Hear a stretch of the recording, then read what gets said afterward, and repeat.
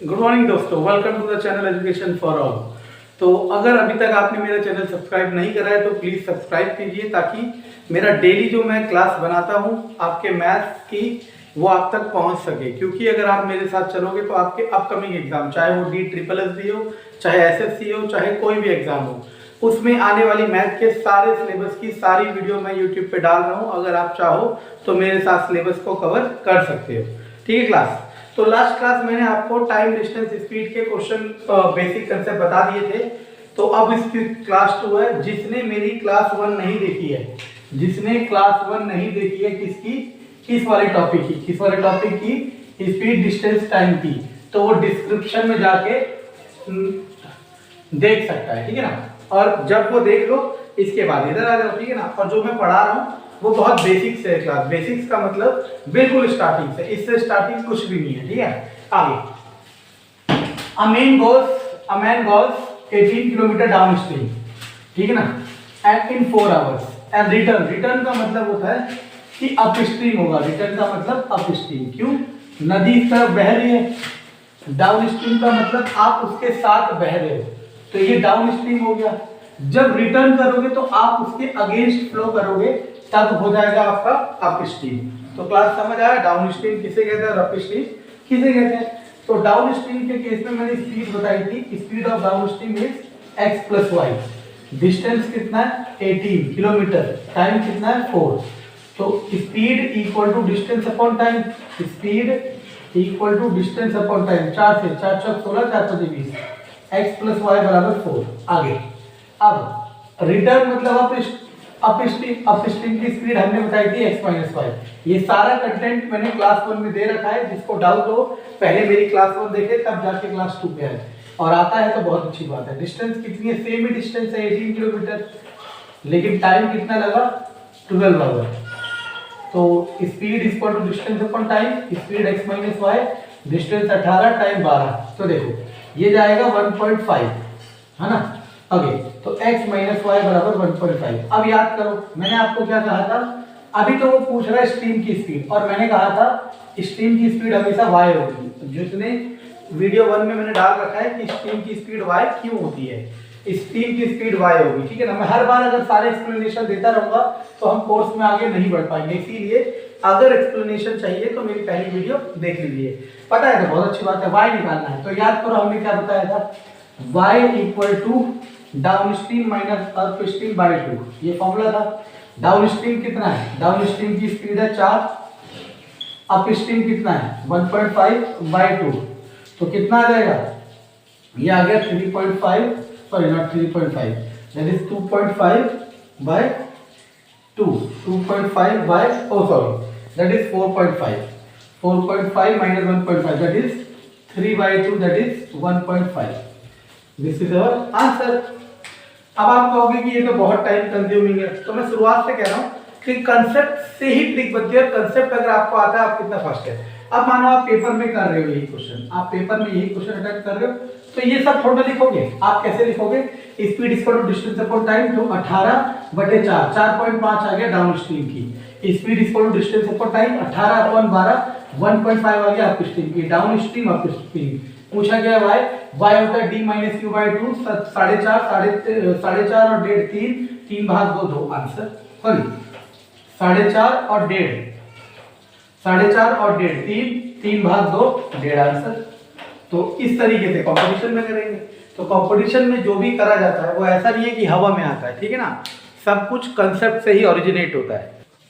आगे क्लास, तो अब हमारे पास दूसरा क्वेश्चन है। तो दूसरा क्वेश्चन है ratio of length of two pole is to train is 5:3। मतलब एक ट्रेन ये है A, एक ट्रेन ये है B। इनका जो लेंथ का रेशियो 5:3। तो अगर इनकी लेंथ की बात की जाए तो ये 5x है और ये 3x है। रेशियो ऑफ देयर स्पीड, इसकी स्पीड की बात करी जाए तो पहले वाला 6y, दूसरे वाला 5y। अब यहाँ पे x नहीं ले सकते। क्यों?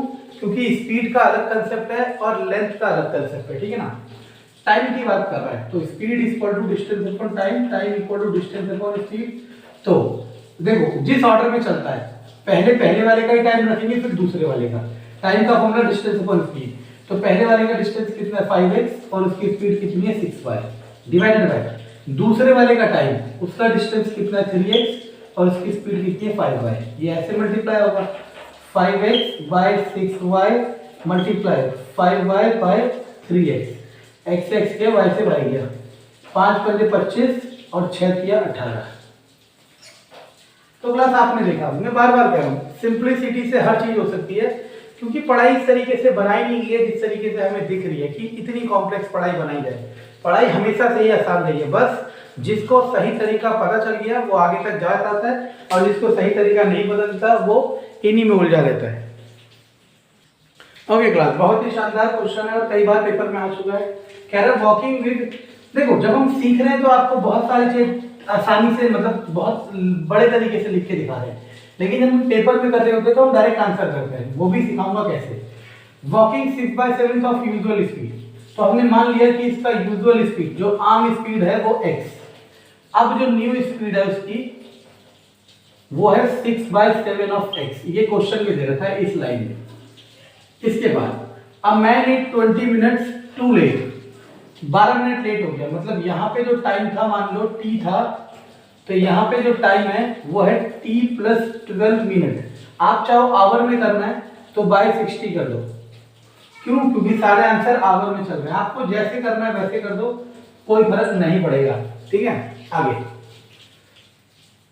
और डिस्टेंस का मतलब दोनों के लिए सेम डिस्टेंस है, अगर यहाँ पे डिस्टेंस d मानते हो तो यहाँ पे भी डिस्टेंस कितनी है d, ये क्वेश्चन है। तो यही पूछ रहा है कि उन्हें एक्चुअल समय कितना लगता है, एक्चुअल समय कितना लगता है ये पूछ रहा है, ठीक है ना। तो देखो मैंने बार बार कहा, मेरा प्राइमरी अप्रोच यही रहता है क्लास की सबसे पहले कंसेप्ट से सीखा जाए, जहां पे कंसेप्ट से ज्यादा आसान ट्रिक हो पाए वहां पे ट्रिक करेंगे, लेकिन ये तो कंसेप्ट से ही करेंगे, ठीक है ना। ट्रिक भी आता है मुझे, मैं करा दूंगा, लेकिन करेंगे कंसेप्ट से, और बहुत फास्ट है ये सब, मैं आपको समझाने के लिए लिख रहा हूँ, वरना लिखता नहीं, ठीक है ना। तो सिंपल सी बात है, अब देखना दोनों केस में डिस्टेंस सेम है, चाहे तो आप दोनों का डिस्टेंस निकाल लो, दोनों केस में टाइम का रिलेशन दे रखा है, चाहे तो आप इसी से कर लो किसी से कर लो। मान लो मैं दोनों केस का डिस्टेंस निकालता हूँ, डिस्टेंस का फॉर्मूला स्पीड इनटू टाइम, और यहाँ डिस्टेंस का फॉर्मूला स्पीड इनटू टाइम, ठीक है ना।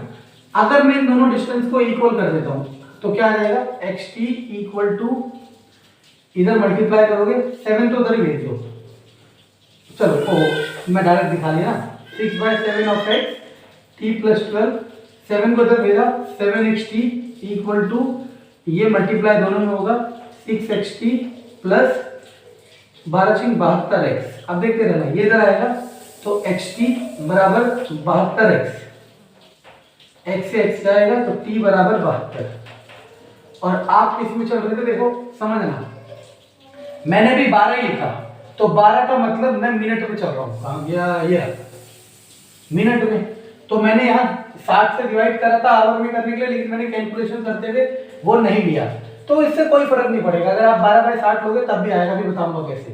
तो अब आपका आ गया 72 मिनट, 72 मिनट होता है 1 घंटा 12 minute, and that is your answer. अब मान लो क्लास आप में से कोई इसे कर देता 1/5 और इसे लेके चलता, तो क्या आता, इस लेवल पे xt equal to 6/7 of x और t + 1/5, 7 उधर जाता, 7xt इक्वल टू ये हो जाता 6xt प्लस 6x/5, इधर आता xt equal to 6x/5, x से x जाएगा तो यहाँ से t इक्वल टू 6/5, इसे डिवाइड करोगे 1/5, तो यानी कि 1 घंटा और 1/5 को अगर करा जाए तो 12 मिनट होते हैं, तो 1 घंटा 12 मिनट कैसे भी आएगा। तो यही कंसेप्ट की खूबसूरती है क्या, कि अगर आप कंसेप्ट जानते हैं, if you know if you know the concept you will not fail in any step of the life in case of studies, okay।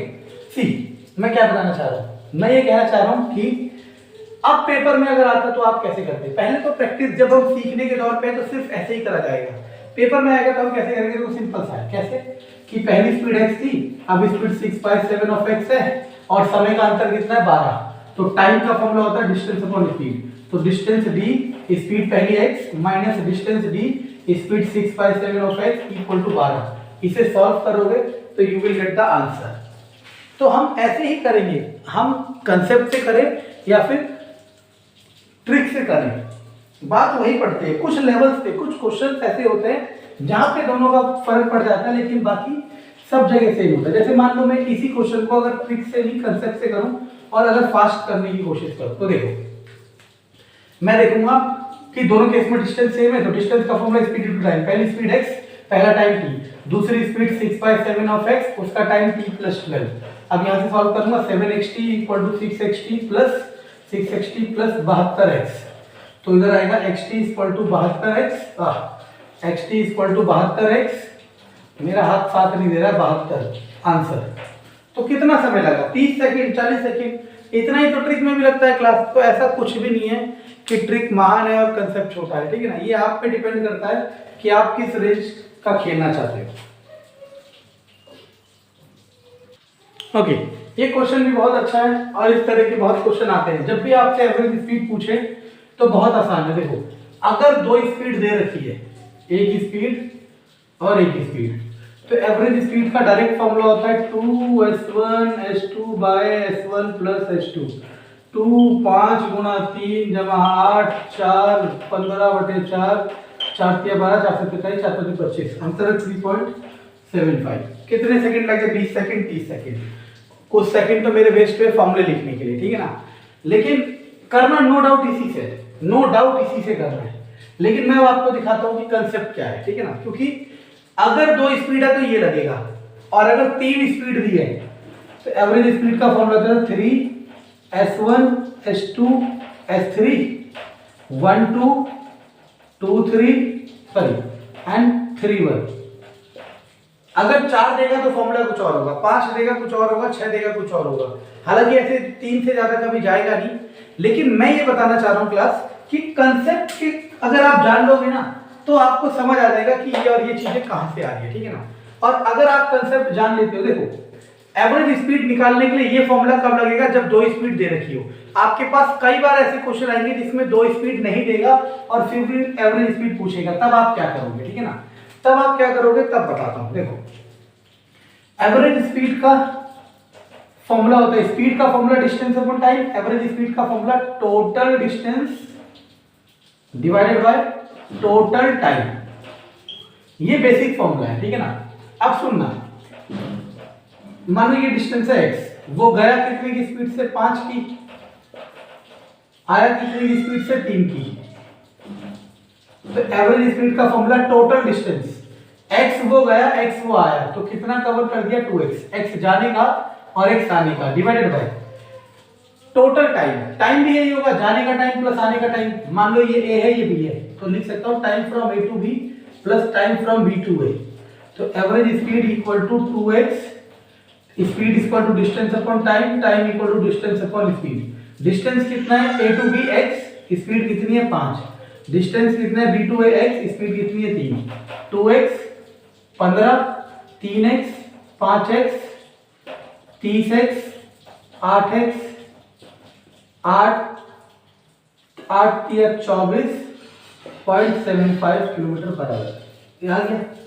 और अगर आपको लग रहा है इसे करने में बहुत समय लगा तो ये आपकी गलत फहमी है। मैं कैसे करता या वो कैसे करता जिसे प्रैक्टिस है। Average speed total distance upon x जाना x आना 2x upon x upon 5 plus x upon 3, तो मैं इसको करता 2x, इधर आता 15 8x 30x बटे 8x 3.75। तो हार्डली मेरे 30 सेकंड लगते। तो बस मैं ये आपका मिथ है, आपका एक वहम है, वो मैं दूर कर रहा हूं हर जगह। क्या कि ऐसा बिल्कुल भी नहीं है, ऐसा बिल्कुल भी नहीं है कि कंसेप्ट से टाइम लगता है, ठीक है ना। हाँ कुछ क्वेश्चंस है, मैं एग्री करता हूं जहां पे कंसेप्ट लेंथी हो जाता है, ठीक है ना, लेकिन हर जगह ऐसा यूनिवर्सल ट्रुथ नहीं है। अब मैं आपको बताता हूं कि चीजें हो कैसे रही है, ठीक है ना। ये फॉर्मूला बना कैसे, अगर आप सीख गए तो आप किसी का भी बना सकते हो, या वेरिएबल में क्वेश्चन आएगा तो कर सकते हो। मान लो यहां से यहां तक की डिस्टेंस x, गया स्पीड s1 से, आया स्पीड s2 से। एवरेज स्पीड का वही formula total distance divided by total time, यही फॉर्मूला होता है। टोटल डिस्टेंस कितना हुआ? x plus x, total time x upon s1 plus x upon s2। क्यों? क्योंकि जाने वाला टाइम प्लस आने वाला टाइम। अगर आप नोटिस करो तो यही चीज तो मैं क्वेश्चन में भी कर रहा था। एक्स और एक्स, बस यहाँ पे अब मैं किस में कर रहा हूँ, वेरिएबल में, ताकि मैं आपके लिए एक फॉर्मूला क्रिएट कर सकूँ। और मैं ये भी बता रहा हूँ कि क्वेश्चन जो भी फॉर्मूले बना रहा है शॉर्ट ट्रिक, वो कहाँ से बना रहा है। ऐसा नहीं है कि कोई जादूगर है, ठीक है ना। दोनों का मल्टीप्लाई, एलसीएम का मतलब यहाँ मल्टीप्लाई होगा, ये यहाँ मल्टीप्लाई होगा और ये यहाँ मल्टीप्लाई होगा, ये ऊपर चले जाता है 2x के साथ s1 s2 और नीचे x कॉमन लोगे s1 प्लस s2, इससे कट गया तो फॉर्मूला आ गया एवरेज स्पीड का 2s1 s2 upon s1 plus s2। तो देखो क्लास, अगर मेरा मुद्दा सिर्फ और सिर्फ आपको आंसर सिखाने का होगा तो मैं ये फॉर्मूला लिख के आपको कह देता ये फॉर्मूला याद करना है ऐसे की तैसी, है ना। लेकिन मेरा मुद्दा ये है ही नहीं कि मैं आपको सिर्फ क्वेश्चन कराऊं, मैं आपको एक सोच डेवलप कराना चाहता हूं और एक अंतर बताना चाहता हूं कि ऐसा नहीं है कि जो आप सोच रहे हो वही सही है, कि मार्केट में जो भी चल रहा है कि भाई ट्रिक है तो ट्रिक, ऐसा कुछ भी नहीं है। मैं ये एग्री कर रहा हूं कि कुछ क्वेश्चन ट्रिक से आसान होते हैं और कुछ क्वेश्चन ट्रिक से मुश्किल होते हैं, ठीक है ना। मतलब कई क्वेश्चन ऐसे होते हैं जहां पे ट्रिक ही करनी होती है, क्यों, टाइम बचाता है, लेकिन ऐसा हर जगह नहीं है। और हमें कैसे पढ़ाया जा रहा है, हमें हर जगह ट्रिक बताई जाएगी ताकि हम लोग क्या करें, ट्रिक पे डिपेंड हो जाए, और वहां अगर ये फॉर्मूला भूल गए तो आप फिर फंस जाओगे। ओके क्लास, एक और बहुत शानदार क्वेश्चन।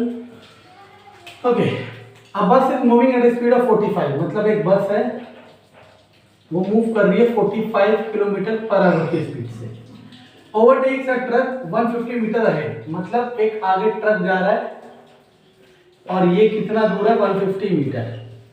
इसकी स्पीड दी हुई है तो हमने मान ली इसकी स्पीड x मान ली। ये बस इसको ओवरटेक करना चाहती है और ओवरटेक करने में जो समय लग रहा है वो लग रहा है 30 सेकेंड। तो बताओ ट्रक की स्पीड क्या है। तो क्लास, जिसने भी मेरा वीडियो 1 नहीं देखा है प्लीज डिस्क्रिप्शन बॉक्स में जाएं और वीडियो 1 देखें, तब 2 देखिए। देखो पढ़ाई है, कोई गाना थोड़ा है कि आधा सुन लिया आधा बाद में सुन लिया, ऐसा कुछ नहीं है। टाइम नहीं है, मन नहीं है तो मत देखो भाई, ठीक है। सिलेक्शन पाने के लिए तो सब कुछ कर रहे हैं, ठीक है। देखो अब सुनना मैं क्या कह रहा हूँ, मैं कह रहा हूँ कि ये वाला केस मुझे बताना, ये बस इसको ओवरटेक करेगी, ये किसकी स्पीड पे डिपेंड करेगा, बस की, ट्रक की, या दोनों की? दोनों की स्पीड पे डिपेंड करेगा। क्यों? क्योंकि अगर ट्रक तेज कर लेगा तो बस को ज्यादा समय लगेगा, ट्रक स्लो कर लेगा तो बस को कम समय लगेगा।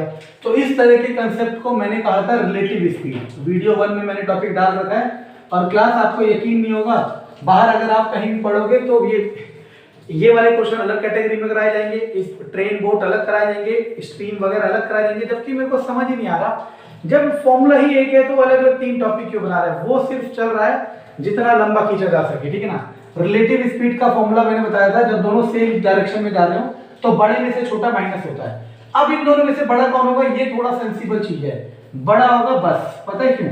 सुनना क्यों?